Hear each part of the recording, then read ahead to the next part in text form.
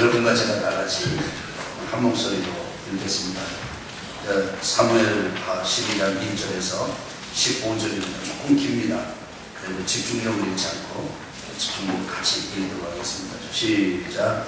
여호와께서 나단을 다윗에게 보내시니 그가 다윗에게 가서 그에게 이르되 한 소문에 두 사람이 있는데 한 사람은 구하고 한 사람은 가난하니 그 구하는 사람은 양과 소가 심이 많으나 가난한 사람은 아무것도 없고 자기가 사서 기르는 작은 암양 새끼 한 마리뿐이라. 그 암양 새끼는 누구여 그의 자식과 함께 자라며 그가 먹는 것을 먹으며 그의 잔으로 마시며 그의 품에 누움으로 그에게는 딸처럼 되었거늘 어떤 행인이 그 부자에게 금해 부자가 자기에게 온 행위를 위하여 자기의 양과 소를 말려 잡지 아니하고 가난한 사람의 양새끼를 빼앗아다가 자기에게 온 사람을 위하여 잡았나이다 하니 다윗이 그 사람으로 말미암아 노하여 나단에게 이르되 여호와의 살아계심을 두고 맹세하노니 이 일을 행한 그 사람은 마땅히 죽을 자라.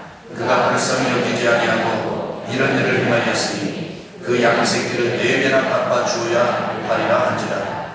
나단이 다윗에게 이르되 당신이 그 사람이라. 이스라엘의 하나님 여호와께서 이와 같이 이르시기를 내가 너를 이스라엘 왕으로 기름 붓기 위하여 너를 사울의 손에서 구원하고 내 주인의 집을 내게 주고 내 주인의 아내들을 내 품에 두고 유다 족속을 내게 맡겼느니라. 만일 그것이 부족하였을 것 같으면 내가 내게 이것저것을 더 주었으리라.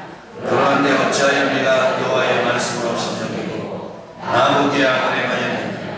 내가 칼로 햇사람 우리아를 치되 암몬 자손의 칼로 죽이고 그의 아내를 빼앗아 네 아내로 삼았느니라. 이제 내가 나를 없인 여기고 햇사람 우리아의 아내를 빼앗아 네 아내로 삼았으니 칼이 네 집에서 영원토록 떠나지 아니라 하리라. 여호와께서 또 이와 같이 이르시기를 보라 내가 너와 내 집에 재앙을 일으키고 내가 네 눈앞에서 내 아내를 빼앗아 내 이웃들에게 주리니 그 사람들이 내 아내들과 더불어 백주에 동침하리라. 너는 은밀히 행하였으나 나는 온 이스라엘 앞에서 백주에 이 일을 행하리라 하셨나이다 하니 다윗이 나단에게 이르되 내가 여호와께 죄를 범하였노라. 나단이 다윗에게 말하되 여호와께서도 당신의 죄를 사하였었나니 당신이 죽지 아니하려니와 이 일로 말미암아 여호와의 원수가 크게 비방할 거리를 얻게 하였으니 당신이 낳은 아이가 반드시 죽으리라. 나단이 자기 집으로 돌아가니라. 우리아의 아내가 다윗에게 낳은 아이를 여호와께서 치심에 심히 알는지라. 아멘. 이미 여러 차례 말씀을 드렸던 바와 같이 이 다윗은 그야말로 일개 목동에서부터 하나님의 기름 부으심을 받고 왕의 자리에 이르기까지 정말 거의 완벽하다시피 하는 아주 훌륭한 사람이었습니다. 목동의 일을 할 때도 그랬고 또 공을 세우고 사울 밑에서 이제 이 나라의 왕으로 성장해 가는 과정도 그랬고 그야말로 다윗은 너무나도 훌륭했습니다. 어디 하나 흠결이 없었고 나무랄 데가 없었습니다. 그리고 다윗은 그렇게 해서 3번에 걸친 기름 부음을 통해서 통합 이스라엘의 왕이 된 이후에도 다윗은 정말 훌륭했습니다. 이들을 통합하기 위해서 예루살렘을 새로 수도로 정해서 북이스라엘과 남쪽 유다 헤브론 중심으로 한 땅 그리고 이스라엘 그 사람들 하나를 꼭 묶었습니다. 그리고는 그곳에 왕궁을 건축 이렇게 하고 난 다음에 그곳에 하나님의 법궤를 보셨습니다. 그것으로 다윗의 일은 끝나지 않았습니다. 다윗을 어쩌면 그렇게 정답을 딱 고르는 모범 학생처럼 하나님께서 기뻐하시고 또 마땅히 하나님의 자녀라면 백성이라면 해야 되는 그런 일을 딱 골라서 하는데 이번에는 성전을 짓겠다고까지 하나님 앞에 말씀을 드립니다. 그 말씀을 들으시고 하나님 감동하셔서 이제 다윗의 마음만 받으시고도 다윗의 가문을 일으키시겠다고 지키시겠다고 이렇게 약속을 해 주셨습니다. 그것으로 이 다윗은 또 끝이 아니었습니다. 이제 이 주변의 동서남북 호시탐탐 노리고 그리고 그간 이스라엘 백성들을 괴롭혀왔던 그 사람들을 정복하는 정복전쟁을 벌여서 조공 시스템, 그야말로 수입이다 동과 서 남북에서 오도록 갖추어 왔습니다. 부하들을 얼마나 잘 훈련시켜 놓았는지 전쟁의 계절이 왔지만 직접 전쟁터에 나갈 필요조차 없었습니다. 목숨을 건 부하들이, 장수들이 일어나서 나가서 전쟁터에 나가서 다윗이 그곳의 현장에 있는 것이나 징배없는 그런 전투를 벌였습니다. 그래서 다윗이 직접 이렇게 전쟁에 나가지 않아도 되어서 왕궁에 머물게 되었습니다. 그 왕궁에 머물어서 이제 오후에 잠을 잡니다. 낮잠을 잡니다. 여러분 생각해 보십시오. 만약에 우리나라에 전쟁이 일어나는데 우리나라를 전체 이렇게 지휘하고 통제하는 최고의 리더가, 지도자가 이제 자기 그 본부에 있으면서 잠을 자고, 그것도 밤이 아니고 낮에 잠을 자고 뭐 이런다고 생각해 보십시오. 그러니까 보통 그 나라가 강성해지지 않고서는, 자신만만하지 않고서는, 믿는 구석이 없고서는 뭐 그렇게 할 수 없는 일입니다. 그야말로 다윗은 지금 이스라엘의 통합 왕국의 왕이 되었을 뿐 아니라 그 왕권을 이 대내적으로 이스라엘 안에서, 그리고 대외적으로 다른 나라를 향해서 아주 견고하게 세워놨습니다. 이렇게 훌륭한 다윗의 이런 리더십, 그리고 성결한 거룩함, 그리고 투철한 노력, 그리고 그 고난을 견뎌가는 그런 아주 강고한 그런 마음의 강한 강함, 이런 다윗이 최정상의 이런 안락함과 안정의 정상에서 아주 우습게 맥없이 도저히 이해할 수 없는 그런 방식으로 완전히 무너져내는데, 이것은 그야말로 있을 수 없는 일입니다. 그것도 다른 게 아니라 세상에 그 수많은 여자들이 더 있을 텐데 자기 부하, 그 충성스러운, 그래서 불러도, 전쟁터에서 불러들여도 그 전쟁 때문에, 왕 때문에, 같은 전쟁하는 동료들 때문에 자기 집으로 돌아가지도 않는, 수비 최하적으로 정신을 잃지 않고 자신의 본분을 잃지 않는 그런 충성스러움. 이 우리아는 그야말로 충성스러워서 죽은 사람이에요. 뭐 어리석어서 죽은 게 아니고 다윗에게 가진 바 충성 하나 때문에 죽은 사람이에요.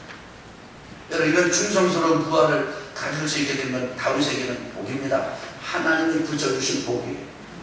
근데 하나님이 붙여주신 그 복인 그 부하, 우리아의 아내를 부정하게 취하고, 그리고 그 아내가 임신했을 때 그거를 또 자기가 아니라 우리아가 자기들이 해가지고 아기를 가진 것처럼 그렇게 또 만들려고 아주 온갖 술수를 탔습니다. 간음죄가 거짓말로 이어지고, 위선으로 이어지고, 그리고 위장으로 이어지고, 마침내는 그런 우리아를 편지까지 들려보내가지고 요압 장군을 통해서 전쟁의 사지에 몰아넣어가지고 죽였습니다. 간음죄가 살인죄가 된 것입니다. 여러분, 간음죄가 살인죄까지 이르게 되기까지 얼마나 겉으로는 왕이고 거룩하고 뭐 흠결이 없이, 그런데 속으로는 지저분하기가 짝이 없는 그런 일들, 많은 죄가 얼마나 많았었는지 모릅니다. 그렇게 살인죄를 저지르고 우리아가 죽고 난 다음에 이제 장례를 치르고, 장례식 애국 기간이 다 끝나고 난 다음에 그 여자를, 바세바를 집으로, 왕궁으로 데려와서 아내를 삼았습니다. 아내를 삼아가지고 아기까지 낳습니다. 여러분, 애를 낳는 기간이, 한 여인이 임신을 하면 어느 정도 걸리는지 아시죠? 그 기간과 함께 이쪽 저쪽 기간을 치는 최소한으로 1년 정도 다윗은 이제 죄를 짓고, 그렇게 지저분하고, 죄가 지저분한 것뿐 아니라 그 죄를 은폐하려고 하는 이런 다윗의 이런 지저분하기가 정말 작은 그런 일을 저지른 것입니다. 그렇게 해놓고 아무 일도 없었던 것처럼 1년 정도 애기 나서 애기의 체력을 보고 아기의 그 눈동자 막 눈동자를 들여다보면서 지냈습니다. 아마도 그때쯤 돼서는 다윗은 이렇게 생각했을 것입니다. 상황 끝이다. 이제 문제 없다. 다윗도 사람이었으니까 그것이 정말 걸리는 면이 있었을 거예요. 그러니까 그렇게 덮으려고 했겠죠. 그런데 1년 정도 지나니까 그런 거 불쑥 새순처럼 올라오던 그런 죄책감, 가책감 이런 것들이 이제는 결과로 다 이제 뭉개진 거예요. 아무 문제 없잖아. 애기도 지금 쑥 잘났잖아. 지금 이게 지금 이 다윗은 정말 이제는 다 지나갔다. 그리고 아무런 일도 없을 거야. 그리고 태평하게 지냈습니다. 그런데 사람들에게는 비밀이 되었고 사람들에게는 아무 일 없는 것처럼 권력을 동원하고 그 다음에 그 미세를 동원해서 다 그렇게 무마시킬 수가 있었지만은 하나님께는 비밀도 아니고 하나님께는 그렇게 할 수가 없었습니다.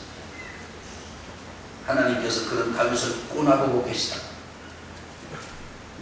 나단 선지자를 보냈습니다. 나단 선지자가 다윗을 찾아왔습니다. 다윗을 찾아온 나단 선지자가 이야기 한 토막을 들려주었습니다. 왕이시여, 어느 동네에 두 사람이 살고 있었습니다. 몇 사람이 살고 있었다고요? 두 사람.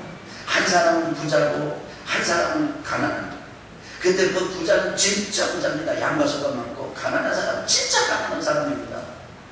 양 한 마리 제대로 없어서 아주 근근덕신 애써가지고 어린 양, 암양을 하나 사다가 집에서 길렀는데 이 암양이 얼마나 귀하게 아주 귀엽게 크는지 먹을 때도 같이 먹고 잠잘 때도 같이 자고 그래서 다른 아들도 있었지만 딸처럼 여기면서 길렀습니다.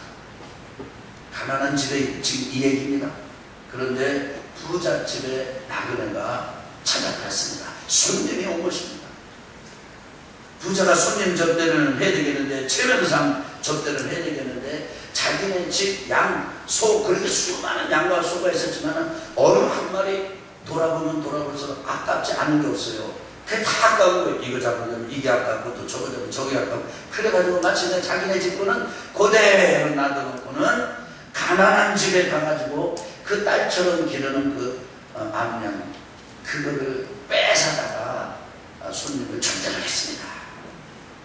여러분 내용이 거기에 그런 내용이 자세하게는 없지만 제가 그 부분을 묵상하면서 보니까 이 부자는 결코 이렇게 말하지 않았을 것입니다. 손님 맛있게 드십시오. 저희 집에 양도 많고 소도 많거든요. 그런데 너무 아까워가지고 저희 집 거는 거의 드리지 줄 않았습니다. 그리고는 제가 옆집으로 갔죠. 그 가난한 그 녀석 말이에요. 내가 주먹 한번 쓰고 내가 힘 한번 휘두르고 내가 말 한마디 크게 소리 지르면 꼼짝할 수 없는 그 사람 그 집 양을 잡아가지고 제가 지금 맛있게 대접하는 겁니다. 그게 잡수십시오. 그렇게 하진 않았을 것이죠. 이 부자는 천장전스럽게 그 집을 이 가난한 집 양을 빼앗아가지고 그 잡아서 이제 요리를 하고 손님을 접대하면서도 마치 자기 집의 양을 잡은 것처럼 그렇게 위장했습니다. 그런 얘기를 나단이 다윗에게 들려주니까 사실 그 나단이 그 얘기는 누구 들으라고 한 얘기였습니까? 다윗 들으라고 한 얘기였습니다. 그래서 이렇게 나단이 들려주는 이런 이야기를 뭐라고 부르느냐 하면 그냥 이야기 스토리 한 토막이 아니고 이름을 갖다 비유라고 합니다. 비유. 한번 따라해볼까요? 비유. 왜 비유라고 그러느냐면 그냥 이야기가 아니고 남의 이야기고 엉뚱한 이야기 같지만 그 이야기는 지금 들을 사람이 있는 거예요. 들어야 할 사람이 있는 거예요. 그래서 말하는 사람도 그렇고 그 말을 듣는 사람도 그렇고 꼭 새겨서 듣고 깨달아야 될 이야기. 그런데 그것을 직접 하지 않냐고 어떤 이야기 한 토막을 통해서 깨닫도록 일러주는 이야기. 이거를 비유라고 합니다. 그러니까 이 나단이 들려준 말은 비유예요. 듣고 깨달아야 될 게 다윗이에요. 근데 다윗은 그거를 듣고 깨닫지 못했어요. 오히려 분노합니다. 이런 놈은 당장 죽여야 됩니다. 4배를 갚도록 만들어야 됩니다. 아주 분노합니다. 다윗이 지금 분노하는데 분노의 대상이 그 어느 동네에 살고 있는 그 부자예요. 아마도 나단이 와서 그런 얘기하니까 내가 다스리는 나 다윗이 다스리는 위대한 리더 내 다윗이 다스리는 이 왕국안에 어느 동네에 이런 못된 녀석이 있단 말이냐, 이런 식으로 들은 것 같아요. 그러고 막 분노하는 겁니다. 그러니까 다윗이, 나단이 그에게, 그 분노하는 나단 다윗에게 그렇게 얘기합니다. 한번 따라해 볼까요? 바로 당신이 그 사람입니다. 우리 영어 한 토막 좀 해보겠습니다. You are the man. 한번 따라해. You are the man. 당신이 바로 그 사람입니다. 당신이 바로 저 지금 암몬 족속을, 암몬 군대를 손을 빌어가지고 그 핫세바의 남편 우리아를 당신이 죽였습니다. 그리고 그 우리아의 아내를 당신이 뺏어가지고 아내를 삼았습니다. 칼로 그렇게 했습니다. 그렇기 때문에 당신 집안에 칼이 떠나질 않을 것입니다. 당신은 지금 은밀하게 죄를 저질렀지만은 하나님께서는 당신의 죄를 백주에 다시 재현할 겁니다. 당신, 너의 아내들을, 당신의 아내들을 지금 이웃이 범할 것입니다. 여러분, 그 이웃은 나중에 이제 스토리 진행돼서 보면 아시지만은 기가 막히게 아들이 아버지의 첩들을 범하는 거예요. 이건 뭐 있을 수 없는 일이 지금 일어납니다. 여러분, 이런 것은 선지자가 함부로 전하기에는 매우 거북스러운 이야기입니다. 그런데 나단 선지자는 눈 하나 깜짝하지 않고 그 메시지를 전합니다. 다행스럽게도 다윗은 그 메시지, 그 이야기를 듣고, 그 질책을 듣고, 그 책망을 듣고 회개하고 돌이킵니다. 참 하나님은 다윗이 굉장히 회개하고 돌아오기를 그냥 손꼽아 기다리셨던 것 같아요. 그 1년 동안이 다윗에게는 이 됐다, 이게 그 상황 끝이다, 이렇게 살 수도 있는 거지, 뭐 내가 왕인데, 내가 생사의 탈권을 쥐고 있는 왕인데, 뭐 이러면서 스스로 막 이런 합리화시키고 또 쓸어 담고 올라오는 것이 누르고, 그래서 무의식의 깊은 세계에다가 그 일을 집어넣고 꾹꾹 누르고 밟고 그래가지고 다시 올라올 수 없게끔 만들어서 태평하게 지내는 동안 하나님께서는 꼬박 기다리셨던 것 같아요. 회개하고 돌아오기를 꼬박 기다리셨던 것 같아요. 다윗이 지금 나단의 말을 듣고 제가 죄를 지었습니다, 제가 회개합니다, 그 말을 하니까 나단 선지자가 팔을 이어가지고 하는 말이, 여호와께서도 당신의 죄를 용서하셨습니다. 아니, 하나님의 용서가 이렇게 쉽다며, 하나님의 용서가 이렇게 몰라봐요. 그러면서 하는 말이, 하나님이 당신을 사랑하셔가지고 당신을 죽일 건데, 여러분, 사울은 기다렸다가 이게 전쟁터에서 죽였습니다. 하나님이 죽이시겠다는 거예요, 다윗은. 그런데 대신 그 낳은 아들, 그 아들을 하나님이 생명을 취하셨습니다. 이렇게 이야기를 해주고 돌아갑니다. 그리고 그 아들이 앓기를, 아프기를 시작합니다. 이것이 오늘 말씀입니다. 여러분, 이 다윗이 이렇게 회복된 것은 단 하나 때문입니다. 나단 선지자가 다윗을 책망했을 때 이 다윗이 책망을 통해서 깨닫고 돌이켜서 회개하고 하나님 앞으로 돌아갔습니다. 나단이 가서 책망하지 않았더라면, 다윗이 그 책망을 받아들이지 않았더라면 다윗은 아마도 더 비참한 삶을 살았을 것입니다.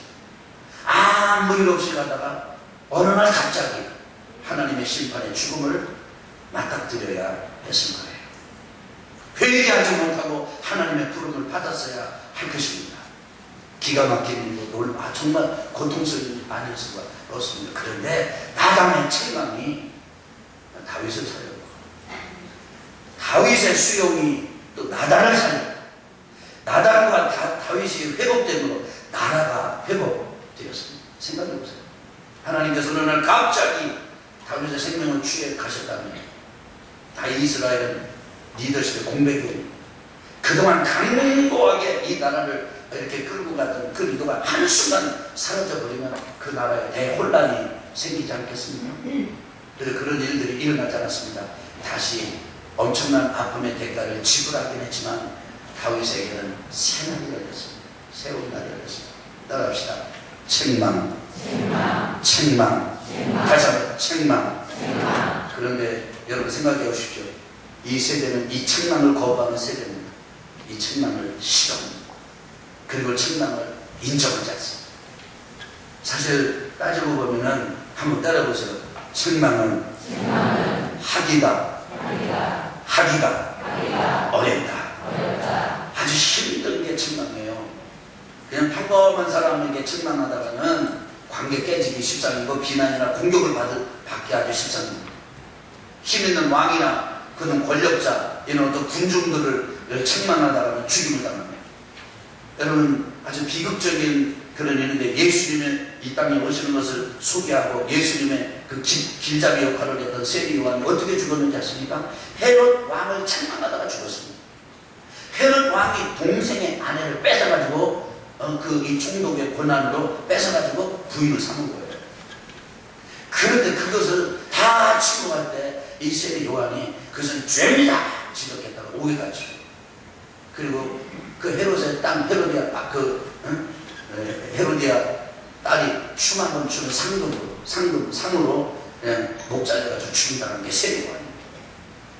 구약에 보면 예레미야는 책망하다가 옥에 갇혔습니다. 하나님 선지자도 옥에 갇혔습니다. 여러분, 책망하다가 직면하다가 목숨을 잃고 온갖 고초를 당한 선지자들, 하나님의 사람들이 한둘이 아닙니다. 이렇게 책망을 하기가 어려워요. 동시에 책망도 받기도 어려운 일입니다. 왜냐하면 책망받을 때 자기가 드러나거든요. 정체가 드러납니다. 체면이 무너지고, 그 다음에 명성이 부서지고, 그리고 모든 게 다 날아갑니다. 그럴 때 자기의 죽음, 자아의 죽음, 모든 걸 다 포기하고 내려놓고 겸손하게 바닥으로 내려가서 제가 죄인입니다, 제가 잘못했습니다, 이렇게 책망을 수용하고 받아들이는 사람, 이 사람은 영웅입니다. 이 사람은 대단한 사람입니다. 그런데 하기 어렵고 받아들이기 어려워. 바른 책망이 선포되면 그 책망을 받은 사람은 살아납니다. 회복이 일어납니다.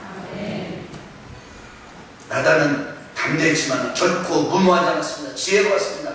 하나님이 보낼 때까지 기다렸고, 하나님이 보내시니까 간접적으로 죄를 지적했고, 그걸 깨닫지 못하니까 용감하게 직면해서 당신이 바로 그 사람이라고 얘기했고, 그리고 그 뒤에 후스토리를 읽어보면은 나단이 다윗을 버리지 않냐고 끝까지, 그 바세바가 아들 죽고 난 다음에 또 얻은 아들이 솔로몬이거든요. 솔로몬을 왕 세우기까지 나단은 다윗과 동역자 이 관계를 형성했습니다. 끝까지 간 것입니다. 그런 나단이 그렇게 책망했을 때 다윗은 또 있는 그대로 받아들였습니다. 그리고는 자유의 길, 회복의 길을 갔습니다. 사랑하는 성도 여러분, 저는 여러분을 진심으로 축복합니다. 여러분 인생에 누군가 와서 책망한다면 그 책망을 다 은혜받게 되시고 주님으로 축원합니다. 누군가 책망에 조회한다면 나단처럼 사랑으로 그 사람을 세워주는 책망에 아낌이 없게 되시기를 바랍니다. 그리고 여러분의 가정에서 이런 책망이 회복되길 원합니다. 아버지가 어느 날 아들, 딸을 불러놓고 이미 결혼하고 자식을 두어서 사회적으로 어떤 체면과 지위를 가지고 있는 자들 알지만, 하나님의 말씀에 내가 너희들에게 이 말을 해줘야 되겠다 라고 직면하게 될 때, 책망하게 될 때, 그 자녀들이 무릎을 꿇고 진심으로 그 부모님의 책망을 수용함으로 회복이 되는 그런 가정, 그런 부모, 그런 자녀들, 여러분의 가정이 되기를 주님의 이름으로 축원합니다. 축원합니다. 여러분의 직장이 그랬으면 좋겠고, 여러분과의 이웃과의 관계, 여러분의 삶의 현장이 그랬으면 좋겠고, 우리 교회가 그랬으면 좋겠습니다. 그렇다고 해서 여러분 주의하십시오. 이전에도 결심은 내가 책망하리라. 우리가 이 사람 책망하고 저 사람 책망하고, 여러분 그러다 큰일 납니다. 나단은 하나님이 보내실 때까지 기다렸어요. 여러분 그 1년 동안 여러분 이 나단이 그냥 1년 지나 나오면 그때 처음 알았겠습니까? 나단은 그렇지 않아요. 그러나 나단 하나님께서 지금이다 할 때까지 기다렸어요. 그때까지 참고 용감하게 사람을 배려하고 직면했어요. 이런 책망을 통해서 여러분과 저 영혼이 회복이 되고 온전하게 회복이 되는 이 한 주간이 될 주의 축원합니다.